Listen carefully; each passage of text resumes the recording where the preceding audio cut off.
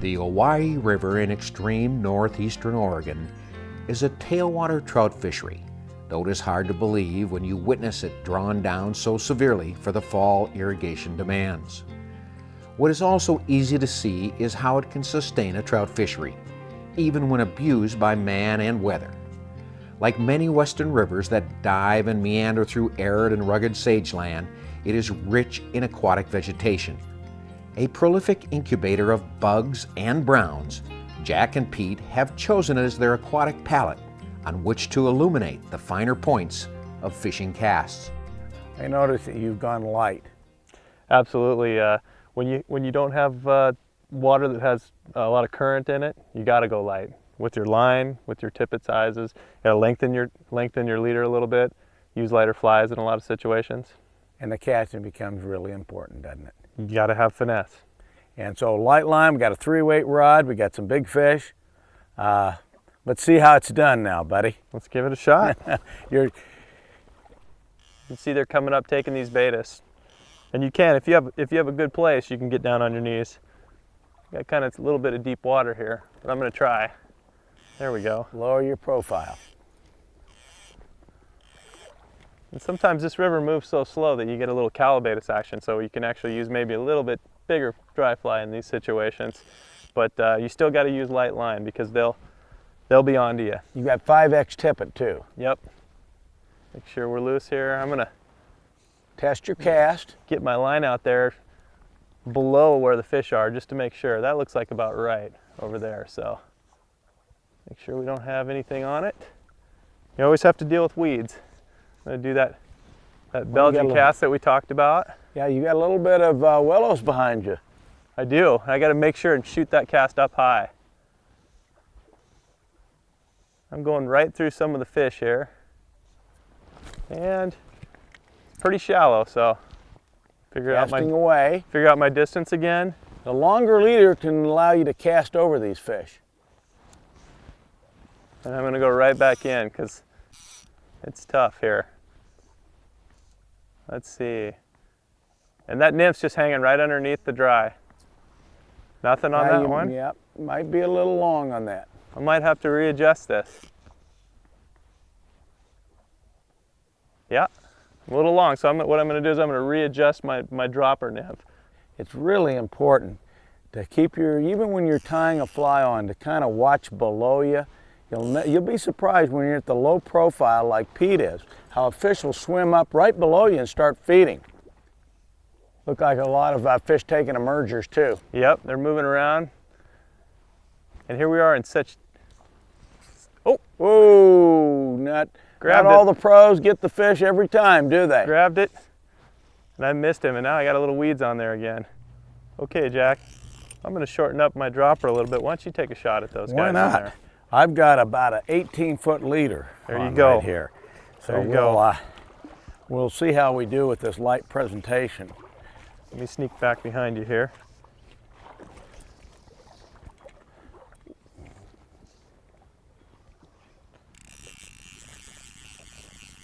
Ooh, there's one right there by that tree.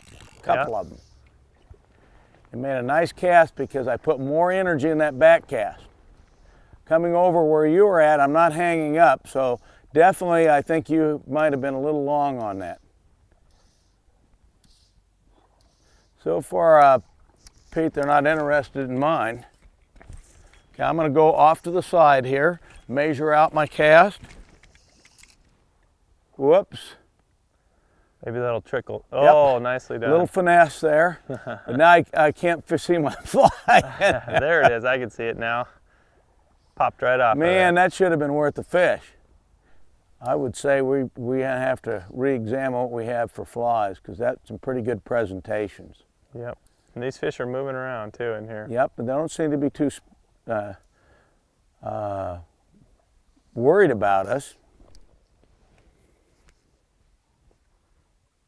Whoops, we got a tangle here, which can happen. Once you come on in, all right. I got to untangle, recheck everything. At these guys.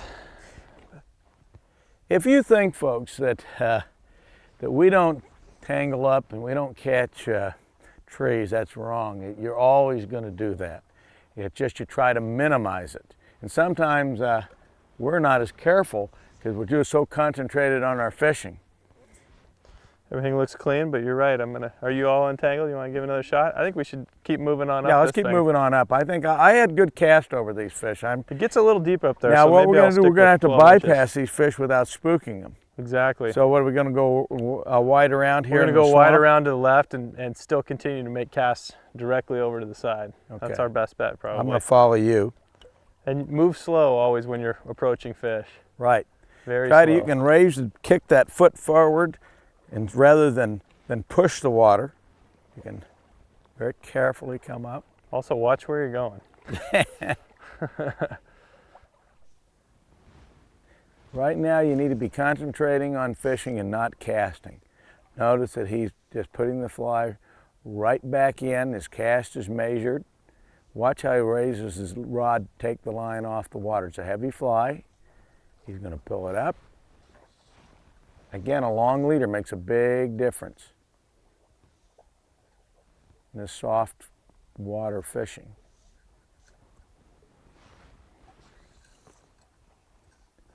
Nice presentation on that cast. And I'm hung up on a weed a little bit, which is going to happen.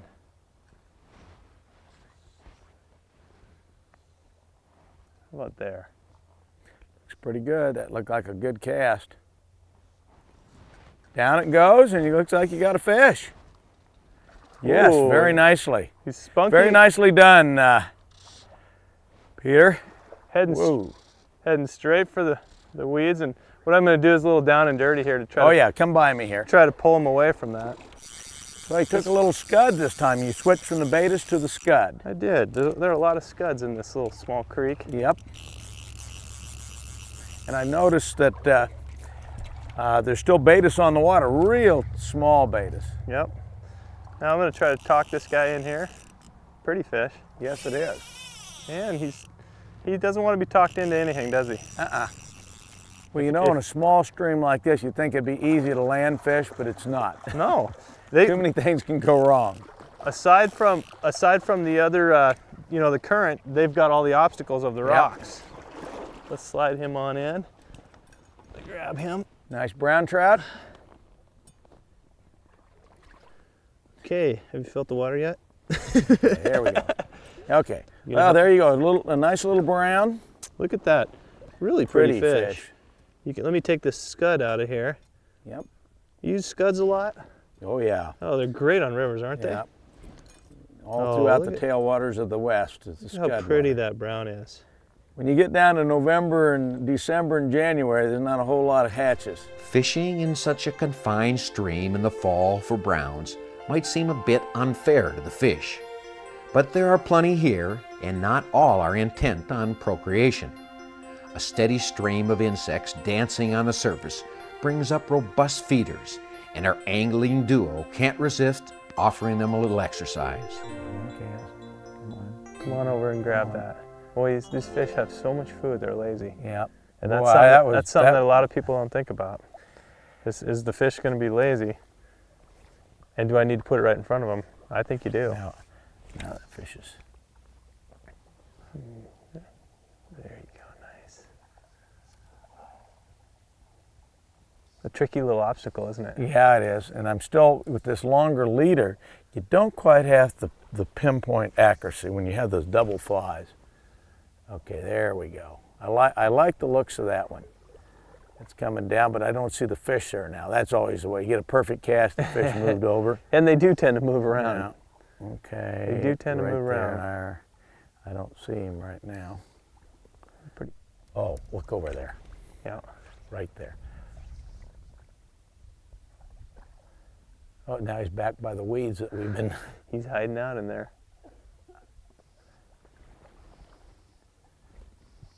Yep. Okay. I'm gonna try to. We're gonna wait for a second here. See if I can. They're moving See around. this guy's Yeah. feeding. Yep. There's some Yeah, they're feeding all over ones the in that. place. Yeah, they are. I mean, That's pretty cool. that was very cool. More cool if I could get one on the end of the line. You're gonna get one right through here. This is the pool. Ooh, eat that, eat that, eat that. Come on. Oh, you're going right over him now too. Yeah. Ooh, does he want it? I Oh, don't he turned know. his head. I don't know. You know, at that time I was, okay. There you go, you're right on line. Let's see if these guys are all about it or not. We'll find out right now, won't we? Yeah, we're going to find out. He moved up, but I don't think he was in enough moved for out the of it. fly. Moved out of it. Yeah. Let's keep just Keep I'd like on. to- Keep on plugging away. Keep on. One right there. I gotta be careful and stay out of the sight line of these fish. You gotta find the right one.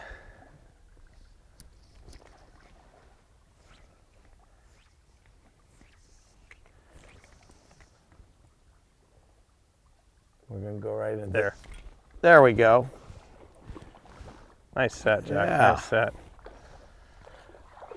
I think it's my, is this a rainbow or brown? I can't tell. I think it looks like a brown to me. Yeah. Way to go. Yeah, nice fish. You know, this is what this is all about. That was the cast. I saw that fish come up and I just threw it right up there. You know, we were looking at these fish right in front of us. And I saw that one just raise up and plunk. And he took it the first cast. Took the beta snip. Let's get it over in here. Oh, he's tugging pretty good, isn't he? Yeah, uh-oh, you know where he wants. Obstacles. Yeah.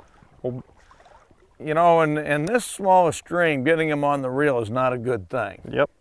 You get him too much on the reel. I'm got the line reeled in so I don't step on it. But right now it's kind of finesse because he's got power. You know, it's cold. We're here in November, and these fish aren't going to fight like they would in September.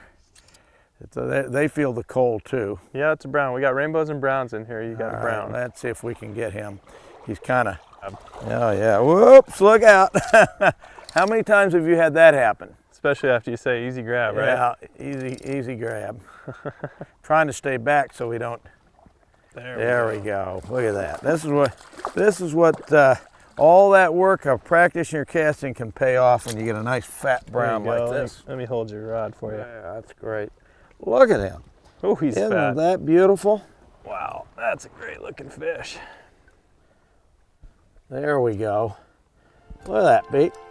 Beautiful. Pretty fall colors. Look at that boy. Yeah, look how fat he is. Really fat. Well, thanks for bringing me here to Oregon. But practice, and more important, go fishing more, right? Hey, that's the beauty of it. That's the practice.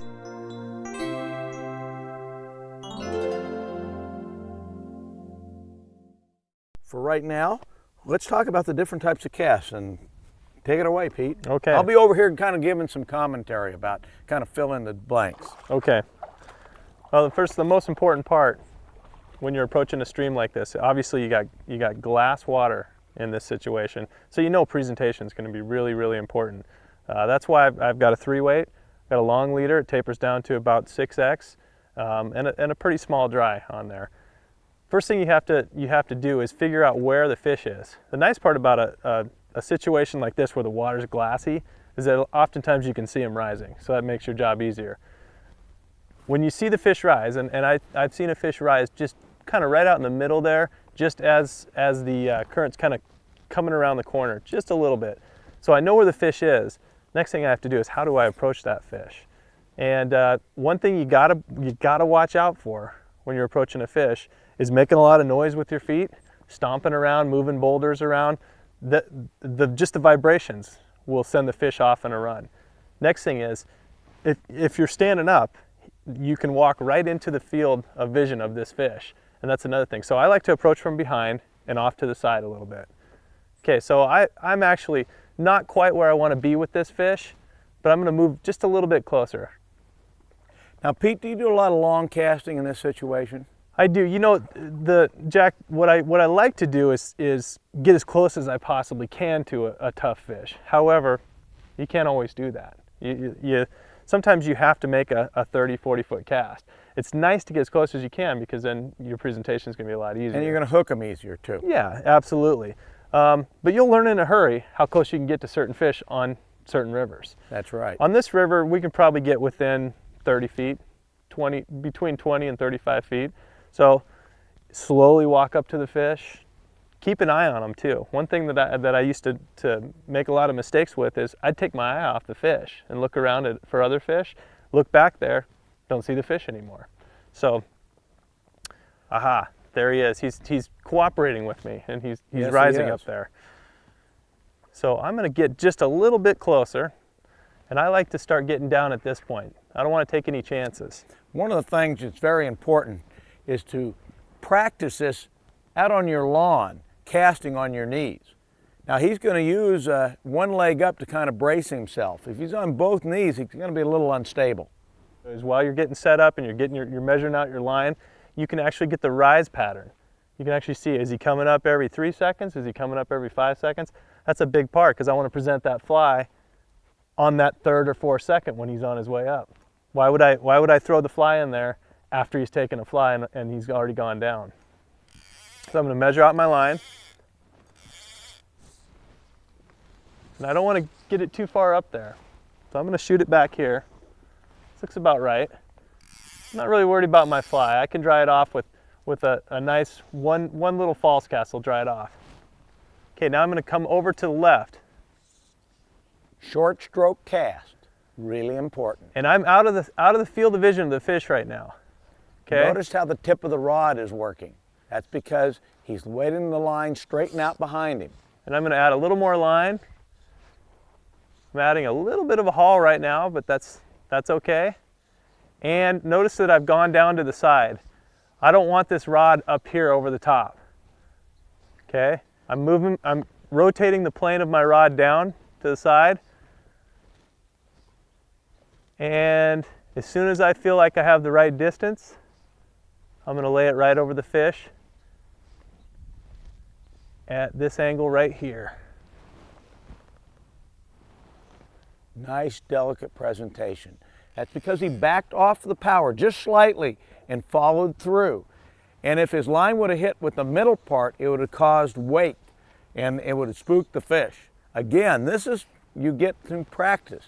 Again, a beautiful, delicate presentation. Okay, now that cast right there, I kind of missed the feeding lane of the fish. And it makes me a little nervous to go straight across to him. So what I think I'm going to do is do a little roll pickup here. I can also kind of dry my fly off. And what I'm going to do is add a reach cast over to the side and see if I can sneak on into the side here. Let me check my fly. Everything looks good. Dry it off. Add a little line. And there it is. A little bit of weeds, but that's okay. I didn't move the fly. As you can see, he raises his rod up, changed the direction of his cast, and then with his second false cast, he moved and backed off the power high and then reached out and laid the line down. Look how beautiful that cast was.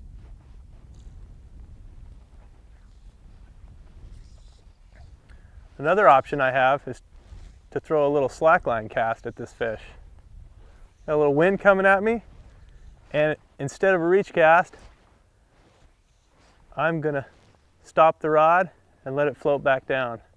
Basically what it does is if you stop the rod early and then come down with the tip of the rod, it gives you a little bit of slack line. And that's a great way to get rid of drag as well. But it really is backing off the power and then using your rod tip, because the rod tip is what directs the line to place it where you want to go. If you watch Pete's casting, he backs off the power in various places, then follows through and places it where he wants it to go. In a slackline cast, he casts, backs off, and even pulls it towards him and then drops it down. Moving that rod around after you back off the power is what we call a finesse cast, and it doesn't happen on the stream practicing it. It means you practice it and practice it away from fishing. So when you're in this situation, you're not going to choke. Pete, I noticed in these presentation casts, you're not doing any mending on the water. You're just lifting the rod and kind of repositioning the line. The only mend I might do is if a current grabs the line and does something unexpected, but nope, I'm gonna aerialize most of the mends here because I just can't afford to spook the fish with a water mend.